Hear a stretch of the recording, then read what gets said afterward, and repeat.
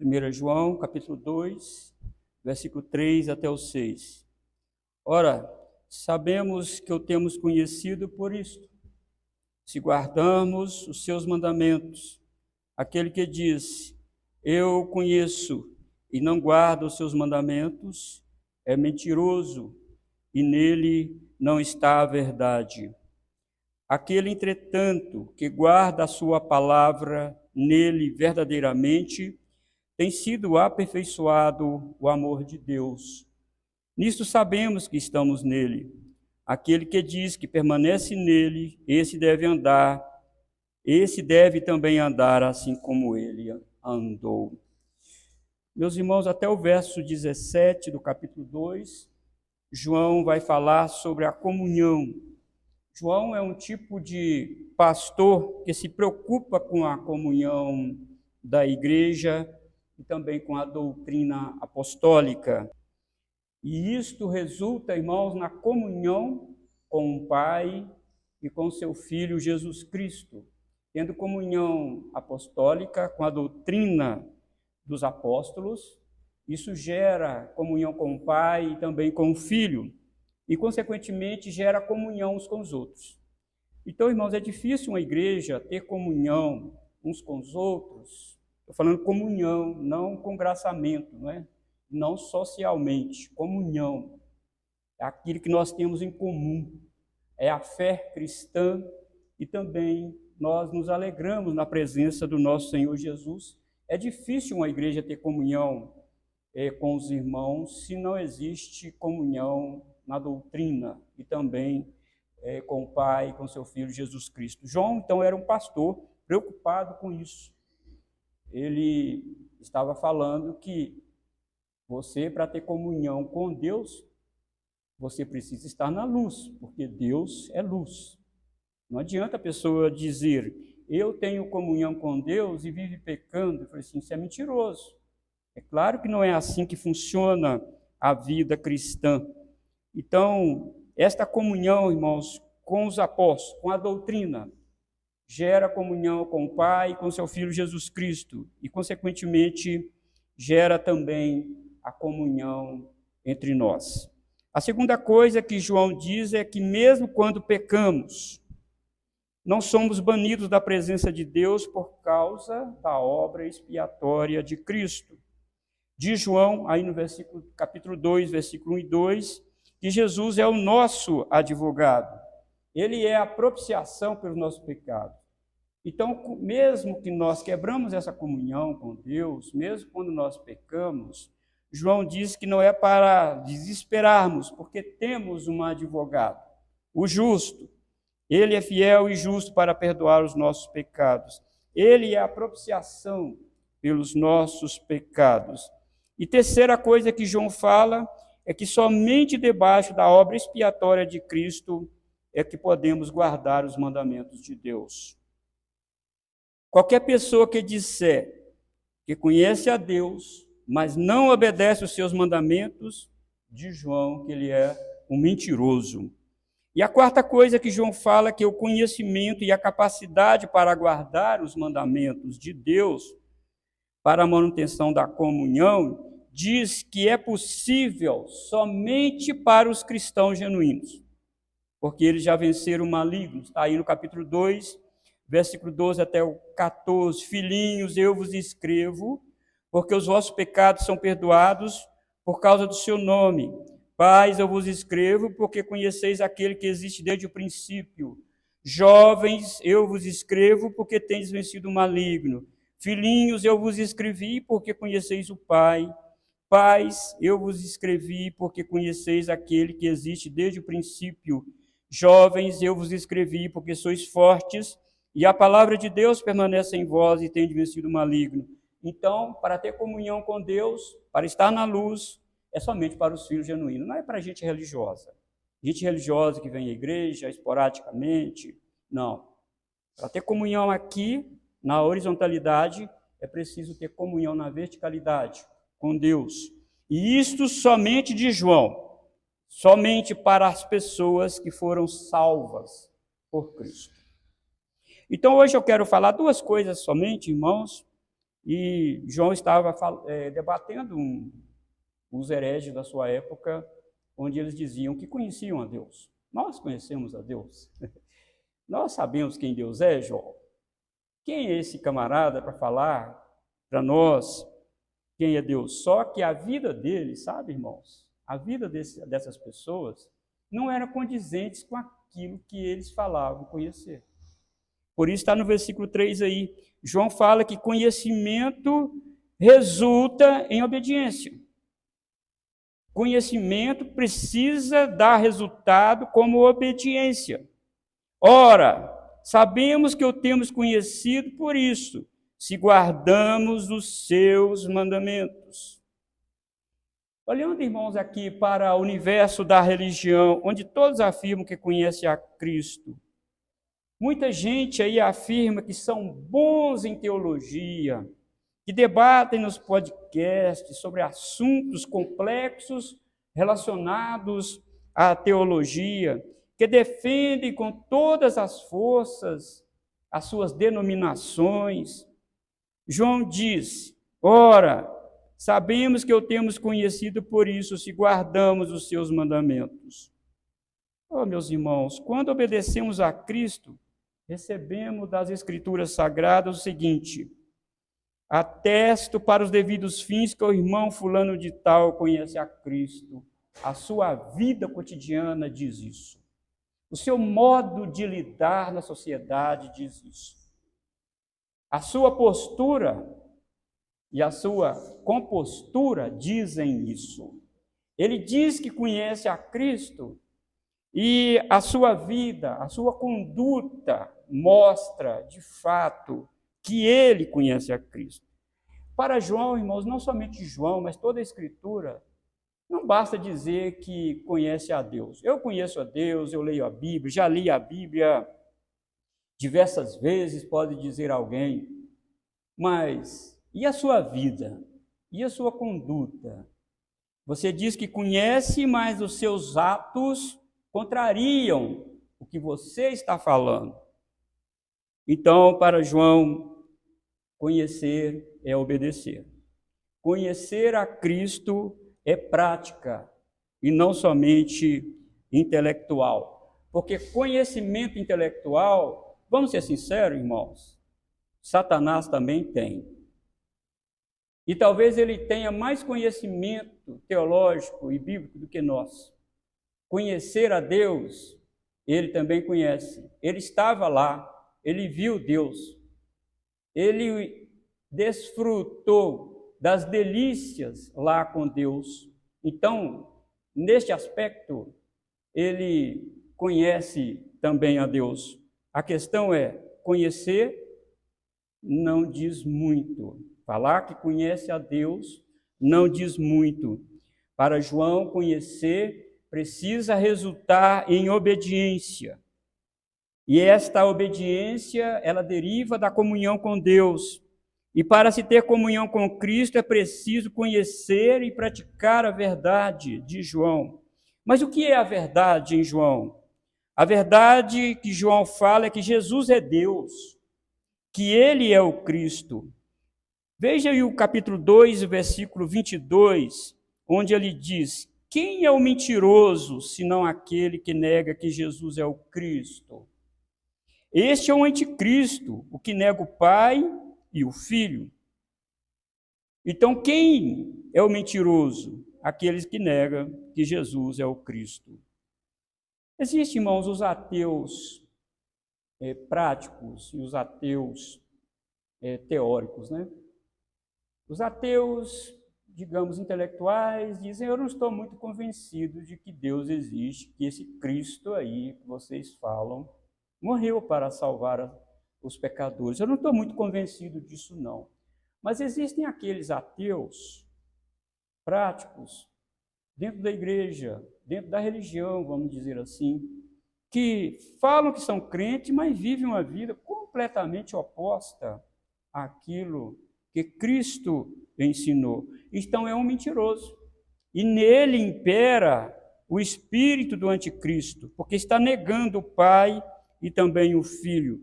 A verdade que João fala aqui é que Jesus se encarnou para nos purificar de todo pecado para servirmos a Deus. Os hereges pregam que Cristo veio aqui para te dar boa vida financeira e saúde do seu corpo. Os hereges dizem isso. Use o nome de Jesus. Ore com determinação, fale com determinação. E eles ensinam até dar palavras de comando para Deus. Os hereges dizem que Jesus veio aqui para me abençoar financeiramente e para me dar saúde. Mas veja o que João diz no capítulo 2, versículo 25. Se você estiver com a Bíblia aberta. E esta é a promessa que ele nos fez, a vida eterna. Esta é a promessa, a vida eterna. Se queremos ter saúde, precisamos ter cuidado com o nosso corpo, de repente fazer aí uns exercícios, de repente aí fazer uma dieta mais balanceada. Se queremos ter saúde financeira, devemos, como dizia nossos avós nos antepassados, não é? Não fazer o bolo maior do que o forno, não tem como passar, medir a água e o fubá, diziam os nossos antigos, é trabalhar com aquilo que você tem. Então, não adianta querer fazer coisas que o seu salário não alcança. E depois vai dizer que Cristo veio aqui para nos dar boa vida. Não. Na verdade, não, né, irmãos? Quando as pessoas decidem por Cristo, parece que a vida dele vira de cabeça para baixo, né? Muita coisa acontece na vida dele. Mas sabe o que acontece? Porque João está dizendo aqui que ele nos deu uma promessa, a vida eterna. Aqui, irmãos, é sofrimento. Às vezes passamos, como diz o Salmo, pelo vale da sombra da morte. Uma coisa também é certa, que o Senhor está conosco, né, irmão? Então, estão fora da verdade aqueles que ensinam que Cristo veio aqui para resolver os seus problemas financeiros e de saúde. Estão fora da verdade. O Senhor não prometeu isso de João. Esta é a promessa que ele nos fez, a vida é eterna. Tudo que não tiver, irmãos, essas premissas, isso é estratégia dos falsos mestres para te enganar. Cuidado, não caia no engodo dos falsos mestres. Eles estão milionários, não é, irmãos? Eles sabem muito bem explorar aí a fé das pessoas. Eles estão milionários. Tem fazenda a sumir de vista, carro de luxo, relógio, sei lá, Rolex, e caneta também, caríssima, apartamento caríssimo. E os hereges vão tirando tudo das pessoas para enganar. De João, capítulo 2, verso 26. Isto que acabo de escrever é acerca dos que vos procuram enganar. Cuidado, não caia no engano deles. Não caia. O Senhor não nos prometeu boa vida aqui, irmãos. Em João, se a minha memória não está falha, em João capítulo 16, verso 33, Jesus disse: eu tenho dito isto para que em mim tenhais paz. No mundo tereis aflições. Tem bom ânimo, eu venci o mundo. Temos, irmãos, aflições aqui. Aflições de todos os lados que você pensar. Mas a boa notícia é que o Senhor prometeu nos dar a vida eterna. Está acabando. Isso está acabando. Não é, irmãos? E quando você confronta essas pessoas dentro da igreja com a verdade da palavra de Deus, o que pode acontecer? E aconteceu nos dias de João, e acontece também hoje, está no versículo 19 do capítulo 2. Eles saíram de nosso meio, entretanto não eram dos nossos, porque se tivessem sido dos nossos, teriam permanecido conosco. Todavia, eles se foram para que ficasse manifesto que nenhum deles é dos nossos. Já viram essas pessoas que são confrontadas com a verdade, elas saem com raiva da igreja, né? Saem com raiva do pastor, saem com raiva de todo mundo. saiu dos nossos, foi para lá, permaneceu lá no erro de João, não era dos nossos. Se fosse dos nossos, ficaria conosco. E eu recito aqui uma bela frase do pastor, falecido pastor Assis Spru, da Igreja Presbiteriana, foi pastor da Igreja Presbiteriana nos Estados Unidos. Ele disse que nós não devemos mudar o cardápio. Se chegar um bode dentro da igreja, não devemos mudar o cardápio das ovelhas para alimentar bode. Continue dando o cardápio para as ovelhas. Se os bodes quiserem, eles comem o cardápio que as ovelhas comem. Se eles não quiserem, vão embora. É assim que funciona, irmãos. Nós não podemos, de forma alguma, dar mão ao sistema. Não é verdade, irmãos? A verdade é que trevas e luz não são a mesma coisa, de João, e que é impossível ter comunhão com Deus estando nas trevas. E uma das trevas de que João fala aqui é alimentar ódio ao irmão, que em última análise é o ódio a qualquer pessoa. Diz ele, aquele que diz estar na luz e odeia a seu irmão, até agora está nas trevas. Capítulo 2, verso 9. O ódio prova que tal pessoa não tem comunhão com os irmãos. O ódio aos irmãos prova que essa pessoa não tem comunhão com o Pai e nem com seu Filho Jesus Cristo. O ódio também é uma manifestação de que essa pessoa não tem comunhão doutrinária com a igreja. E todo aquele que odeia seu irmão é assassino. Ora, vós sabeis que todo assassino não tem a vida eterna permanente em si. Aquele que diz, eu o conheço, mas não guarda os seus mandamentos, é mentiroso, diz João. Chama a sua atenção aqui, irmãos, para o verbo no tempo presente, guardar. Não guardar denota um estilo de vida habitual que não condiz com a verdade que ele diz conhecer. Não é um acidente. Quando João está dizendo aqui guardar os mandamentos, quem somos nós, irmãos, para guardar os mandamentos do Senhor com perfeição? Quem de nós aqui consegue guardar todos os mandamentos do Senhor com perfeição? Se pudéssemos guardar, Jesus não precisaria ter vindo aqui. Ele veio aqui para obedecer à lei e aplicar os benefícios da sua obediência a nós.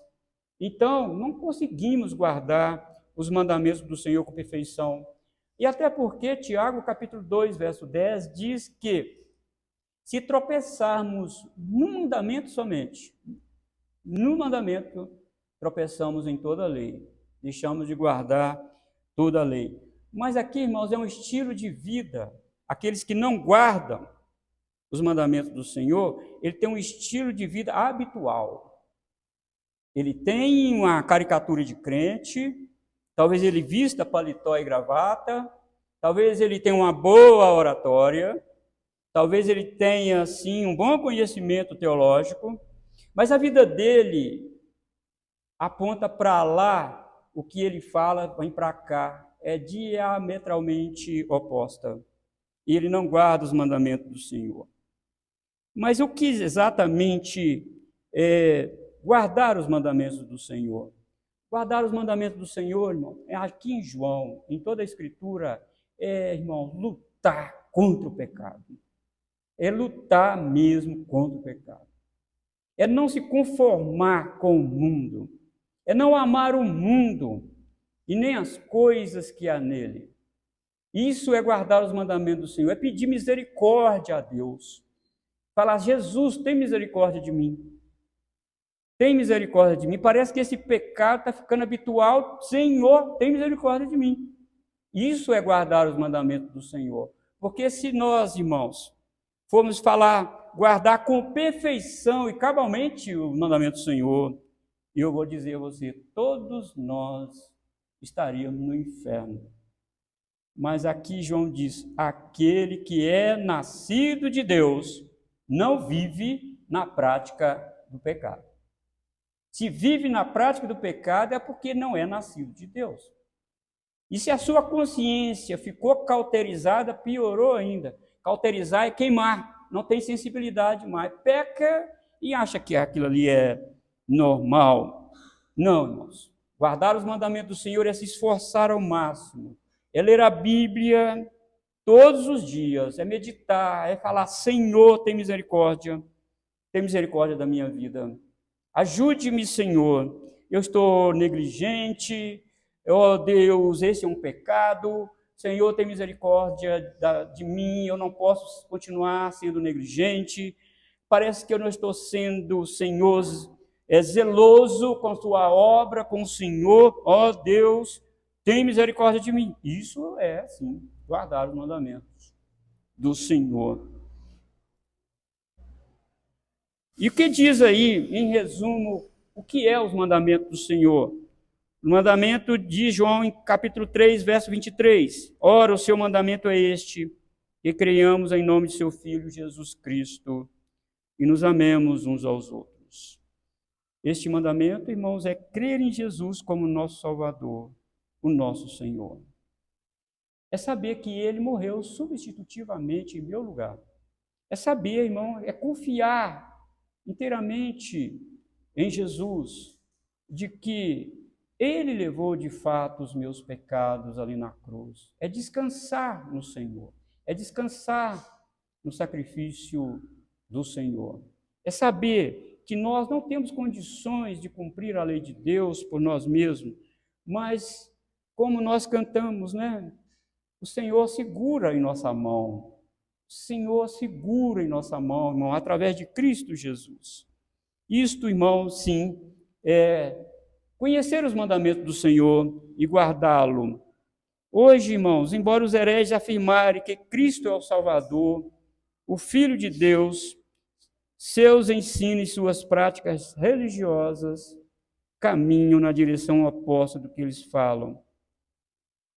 Para esses hereges aí de plantão, Jesus não passa de um servo que é obrigado a ouvir todos os seus pedidos. Jesus não é senhor, é servo seu. Na igreja desses hereges aí, os irmãos não são adoradores de Deus. As pessoas não são adoradoras de Deus. As pessoas são consumidoras. São consumidoras. Elas são ensinadas a pedir, pedir, pedir e pedir.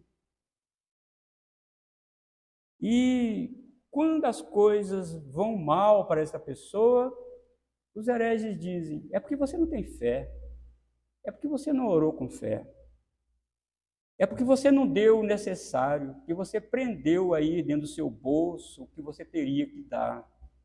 E as pessoas não são inocentes, coisa nenhuma, essas pessoas também são culpadas, elas estão lá porque elas querem os benefícios de Deus e não querem Deus. Elas não querem Deus, elas querem o que Deus tem para elas. Essas pessoas também merecem ser enganadas, merecem ser tirada tudo delas, porque elas também gostam de querer tirar as coisas de Deus sem dar a devida glória. Então, irmãos, muita gente diz: são inocentes. Não, na minha opinião, não são inocentes. Estão lá porque o coração delas também querem aquilo. Por que não leem a Bíblia? Porque não investiga. Precisamos, irmãos, sim, olhar aqui para aquilo que o Senhor está falando conosco através de João. E a primeira parte do versículo 5 aí faz um contraste com o término do versículo 4, não é? A primeira parte do versículo 5: aquele que, entretanto, que guarda a sua palavra, nele verdadeiramente tem sido aperfeiçoado o amor de Deus. Quem guarda os mandamentos de Deus, quem diz que guarda os mandamentos de Deus e faz o contrário de João, que é mentiroso e a verdade não está nele. Aquele que guarda a sua palavra, aqui não é só o mandamento, aqui é a palavra de Deus toda, a escritura toda, envolve toda a escritura, tem sido aperfeiçoado o amor de Deus. Ninguém ama a Deus somente de palavras, irmãos. É fácil cantar na igreja, não é? Fácil cantar, levantar as mãos e fazer assim, e até chorar, sabe? É fácil fazer isso. Mas e a conduta dessa gente? E a conduta? E a motivação dessa gente? O que está levando essas pessoas a fazerem isso? Ó Senhor, como eu te amo. Ó Deus, tudo que tenho, tudo que sou, pertence ao Senhor. Mas a vida dela diz o contrário, né? Diz João que é mentiroso. E o espírito do anticristo está nessas pessoas. Está dominando a vida dessas pessoas. E essas pessoas não estão guardando o mandamento do Senhor. Se não estão guardando o mandamento do Senhor, porque não são do Senhor. Não são dele. Ó, irmãos, o céu, na minha opinião, vendo a Escritura, o céu vai ser um momento lá de grande alegria e de grande decepção também. Porque tem muitas pessoas religiosas que estão achando que vão adentrar os portais eternos. Assim, parece que se eu posso pensar numa imagem, as multidões chegando até Jesus e Jesus separando as ovelhas à sua direita e os bodes à sua esquerda, e vem aquele tanto de bode, sabe, querendo ir para a direita de Jesus. Jesus, opa, pode passar para o lado de lá. Passa para o lado de lá, porque aqui é só ovelha. Bode é para cá. Bode é à minha esquerda. Que cara de decepção que vai ser, né, irmãos? Pastores também, oficiais da igreja também, muita gente que diz que conhece a Deus, diz que ama a Deus, dizem também que Deus é tudo para elas, mas a vida delas não condiz. Então, irmãos, aquele que guarda os mandamentos do Senhor, diz João que o amor a Deus é aperfeiçoado. Aperfeiçoado significa maduro, completamente pronto para o uso, e não significa sem pecado. Aperfeiçoado não significa sem pecado. O pecado na nossa vida é um acidente, ele pode acontecer, mas quando nós nos esforçamos, quando nós pedimos graça ao Senhor, quando nós oramos pedindo ao Senhor que a expiação do seu sangue continue sobre nós, quando nos sentimos incomodados com a nossa vida de negligência, de apatia, de indolência espiritual, irmãos, quando isso nos incomoda, quando nós cantamos que amamos a Deus e nós nos esforçamos por isso, irmãos, o amor de Deus é aperfeiçoado em nós, ele vai amadurecendo em nós. E nós vamos, irmãos, tomando às vezes pancadas da vida, mas nós estamos aí firme. Firme porque o amor de Deus está sendo aperfeiçoado em nós. E as lutas servem também para isso em nossa vida. Nos despir, irmãos, da nossa autossuficiência. Nos despir mesmo da nossa arrogância. Às vezes achamos que somos alguma coisa. Achamos que valemos alguma coisa, né? Claro que diante do Senhor nós somos os filhos de Deus. Agora eu quero que você veja comigo o versículo, a parte B do versículo 5 e o versículo 6. Nós vimos até aqui que conhecimento tem que gerar obediência. Eu digo, conheço a Deus, então a minha vida precisa conformar com isso. Eu não posso o meu conhecimento apontar para lá e a minha vida apontar para cá. É preciso que esteja conformado. Agora, na parte B do versículo 5, versículo 6, conhecimento que leva à imitação de Cristo. Nisto sabemos que estamos nele. Tem jeito de saber se estamos em Cristo ou fora de Cristo? Tem jeito. Tem jeito de saber se somos salvos ou não? Tem. Tem sim. Tem jeito. Tem como saber disso, pastor? Tem. Tem.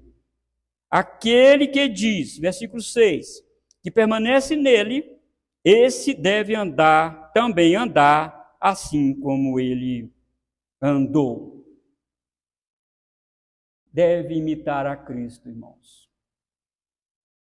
Deve imitar a Cristo. Primeiro aqui temos o conhecimento que resulta em obediência, agora o conhecimento que leva à imitação de Cristo. Pode alguém dizer que permanece em Cristo, que ama a Cristo, mas não se comporta como Ele? Pode isso? Não. Não anda como Cristo? Não encarna a conduta de Cristo? Conheço a Cristo, mas não vive como Cristo. Não tem o caráter de Cristo. Evidentemente, irmãos, que não. Nossas ações precisam confirmar nossas palavras. Se dissermos que amamos a Cristo, precisamos provar isso com obras. Não é só falar. Se dissermos que somos obedientes a Cristo, nossa conduta precisa comprovar tais palavras. Jesus sempre disse que era obediente ao plano do Pai. Ele disse que veio ao mundo não para fazer a sua própria vontade, mas a vontade do seu Pai. Jesus disse que é manso e humilde, e ele provou isso com sua vida. Ele disse que amou os seus e amou até o fim, e sua morte na cruz provou isso. Provamos, irmãos, que permanecemos em Cristo, quando nossas ações dizem isso. Caso contrário, estamos enganando a nós mesmos.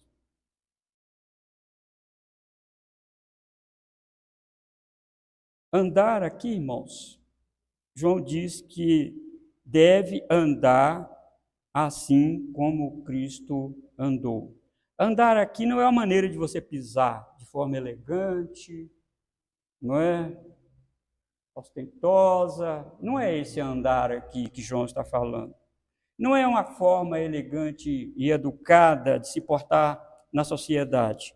Andar aqui é conduzir sua vida e ordená-la segundo o padrão e caráter de Cristo. Cristo amou, Cristo perdoou as ofensas, não perdoou? Isso é um andar de Cristo. Cristo dependeu do Pai, mesmo sendo Deus, ele dependeu do Pai. Cristo estava sempre orando. Cristo era meigo. Cristo era zeloso com as coisas de Deus. Cristo não era negligente com as coisas de Deus. Então, se eu digo que permaneço em Cristo, se alguém disser que permanece em Cristo, deve também andar como ele andou. É como diz Paulo, não é? Lembra do que Paulo disse? Sede meus imitadores, como também eu sou de Cristo. Imitar a Cristo. A vida cristã, irmãos, aqui em João, vai muito além de palavras vazias sem sentido. A vida cristã é de fato provada com a conduta, com a maneira de você viver. João diz que devemos andar como Cristo andou. Primeira coisa, não podemos servir a Deus pela nossa força. Nós nunca vamos vencer esse mundo, o pecado que tenazmente nos assedia com a nossa própria força. Há muitas denominações aí, de gente até acredito que fazem isso com sinceridade, mas também as pessoas pecam, sendo sinceras, pecam. Eu sou zelosa com os bons costumes da igreja, eu sou zelosa com isso, sou zelosa com aquilo. E acham que podem vencer este mundo com os seus bons costumes. Não podem. Não podem. Eu não estou dizendo, não sou contra, tá, irmãos? Estou dizendo aqui que eu sou contra isso, não. Eu não uso isso, não uso aquilo, não uso essa maquiagem, porque eu sou santo e santa, não sei o quê, porque eu estou vencendo este mundo, né? E diz que isso aí é coisa do mundo, né? Eu não visto esse tipo de roupa, que negócio todo, e acha que está aí vencendo o mundo. Isso é obra, irmãos. Isso é querer vencer esse mundo e o pecado com suas próprias forças. Nunca vai conseguir. Jesus, irmãos, se esvaziou Filipenses capítulo 2, versículo 3 a 8, ele se esvaziou, ele dependeu de Deus, ele orava a Deus. Ele até ficou angustiado também. E isto, irmãos, é imitar a Cristo, ele dependia do seu Pai. E nós, irmãos, você acha que nós não dependemos de Deus? Nós não oramos, irmãos. Seja sincero, tem dia que o pastor aqui, precisa, Senhor, me dê ânimo, me dê, Senhor, uma nova perspectiva. Senhor, me dê esperança a cada dia. Preciso, irmão, o pastor também precisa. Nós dependemos do Senhor. Jesus também orava ao seu Pai, mesmo sendo Deus, na sua humilhação, ele orava constantemente. Você acha que você não orava, você está andando como Cristo andou? Nada. Cristo citava as Escrituras. Cristo sabia as Escrituras. Isto também é andar como Cristo andou. Jesus, irmãos, tinha zelo pela casa de Deus. Ele era zeloso com o culto a Deus. Ele era dedicado na missão que o Pai lhe confiou. Não vemos negligência em Jesus, cansaço em Jesus.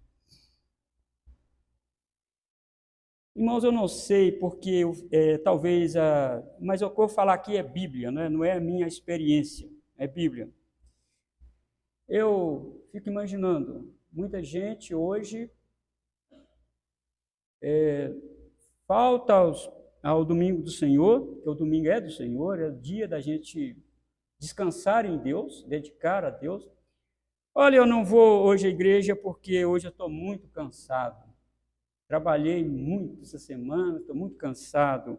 Olha, eu não vou à igreja hoje porque eu estou um pouco indisposto por causa disso e daquilo. Olha para Jesus. Olha para a vida de Jesus. Eu pergunto a essas mesmas pessoas que trabalham batendo ponto lá na empresa. Você liga para o patrão e vai dizer, hoje eu não vou trabalhar não, porque eu estou muito cansado. O que vai acontecer? Você será demitido. Ou se não, vou levar um atestado. Vai levando atestado que você será demitido. É assim que funciona o mundo. Mas fazem isso lá. E as coisas de Deus é uma moleza, é umas desculpas, irmãos, que é fora de sério. Aquele que diz que conhece a Cristo, que guarda os mandamentos de Cristo, que permanece em Cristo, deve andar como Cristo andou. Qual foi? Leia os evangelhos e você vai ver. Jesus, certa vez, ele estava tão cansado que ele até falou, vamos passar para a outra banda do barco. Vamos pegar o barco e vamos para lá. Mas ele estava cansado, muito cansado. E ele foi lá para o porão e foi dormir um pouco. Ele estava muito cansado. Mas é no trajeto da viagem que ele foi dormir. Ele foi para lá fazer a missão do seu pai. Parece, irmãos, a gente precisa ler mais a Bíblia, conhecer um pouco mais Jesus, não é? Porque também parece que a gente precisa conhecer um pouco o profeta Miqueias, que na época de grande desleixo espiritual de Israel, de grande moleza do povo de Israel, Miqueias capítulo 2, versículo 10, parece que eu vejo Miqueias um pouco bravo, sabe? Profeta um pouco bravo. Levantai-vos e andai, porque não é aqui o vosso descanso. É hora de dormir, não, gente. Não é hora de ficar em casa, não. É hora de trabalhar na obra do Senhor. Descansa bem, irmãos. Ouça o que eu vou dizer. Descansa bem quem trabalha para o Senhor no dia do Senhor. Aí ele está revigorado. Aí ele está revigorado. Mas, irmãos, são tantas as desculpas. Quinto, Jesus também confrontava os religiosos hipócritas da sua época para defender a verdade, não a religião. Jesus era judeu. Ele poderia defender o judaísmo. O judaísmo é a minha religião. O judaísmo é nada. Ele defendeu a verdade de Deus. Ele, sendo judeu, não pendeu para esse lado. Tem muita gente defendendo denominação. A minha igreja não pensa assim. A minha igreja não vê essa doutrina desse jeito. Que isso? Se está aqui, se é doutrina de Deus, é para a igreja A, B e C. Não importa qual igreja que seja. Meu pensamento não vale nada. Meu pensamento denominacional não vale nada. O que vale é a verdade do Senhor. Jesus confrontava, irmãos, os líderes religiosos da sua época. Jesus era corajoso. Jesus era zeloso com a casa de Deus. Zeloso com a casa de Deus. João diz que sobre conhecer a Cristo, ninguém pode conhecer a Cristo fora das Escrituras, irmãos. Porque são elas que testificam sobre Cristo. Estamos falando de um conhecimento que conduz à vida eterna. E este é possível somente para aqueles que genuinamente foram salvos por Cristo. E João usa aqui, irmãos, conhecer, guardar, permanecer. Isso diz muito sobre quem somos. Muita coisa sobre o que somos. Porque a nossa comunhão envolve três coisas. O cognitivo, que é o conhecimento, o relacionamento com Deus e com os irmãos, e o meu comportamento. Entenderam, irmão? Cognitivo, meu conhecimento sobre a Escritura, sobre Deus, o meu relacionamento com Deus e com os irmãos, e o meu comportamento. Essas três coisas são a dobradiça da porta que gira para lá e gira para cá. Precisamos conhecer a Cristo revelado no Evangelho. Sem o Evangelho, ficamos tateando no escuro, sem saber para que lado vamos. Este é o conhecimento revelado no Evangelho. E quem é de Cristo, irmãos, tem aptidão para conhecer mais o Evangelho. E depois nós temos também o aspecto relacional. Jesus tem que estar, queridos irmãos, interiorizado em nossa vida. Precisamos pensar em Cristo o dia inteiro. Precisamos acordar pensando em Cristo. Sair para o trabalho pensando em Cristo. E o nosso relacionamento com Cristo, ele é vital e orgânico. É vital porque sem esse relacionamento com Ele, não há vida. Porque Ele mesmo diz, eu sou a videira verdadeira, e meu Pai é o agricultor. Todo ramo que estiver em mim, esse dá fruto. É vital, ele produz vida, ele produz novas vidas. E também é orgânico, irmãos, porque um ramo liga a outro ramo e vai até chegar lá no tronco da videira, que é Jesus. Então nós somos alimentados pela comunhão com Cristo. Isso molda, irmão, meu comportamento, isso molda os meus pensamentos, isso molda a minha conduta. E por último, é a ética. A ética fala do comportamento, a ética fala da minha conduta, das minhas obras, e a maneira como eu vivo mostra qual é a minha ética. Se eu encarnei a ética do mundo ou se eu encarnei a ética de Cristo. Quem é de Cristo ama o que Cristo ama. Quem é de Cristo odeia o que Cristo odeia. Não dá a mão aí com este mundo aí, não. Quem é de Cristo, diz o próprio Cristo no Evangelho de Mateus, pelos frutos os conhecereis. A árvore má vai dar fruto mau. A árvore boa vai dar frutos bons. Não tem como, irmãos, estar aqui e acolá. Não tem jeito de estar com um pé na luz e outro nas trevas. Não tem jeito de estar com um pé na porta estreita e o outro na porta larga. Ou os dois pés estão na porta larga, ou os dois pés estão na porta estreita. Não tem jeito de ser morno e quente ao mesmo tempo. Ou é morno, ou é quente, ou é frio. Não tem jeito. Não tem como nós sermos as duas coisas. Ou nós somos da luz, ou nós somos das trevas. E aquele que disser, eu conheço Jesus, eu conheço Cristo, deve andar como Cristo andou, deve guardar os mandamentos do Senhor. Então nós vimos aqui, irmãos, no versículo 3 até o 5, obediência, conhecimento que produz obediência. E no versículo 5, a parte B do versículo 5 e o versículo 6, conhecimento que leva à imitação de Cristo. Preciso imitar a Cristo.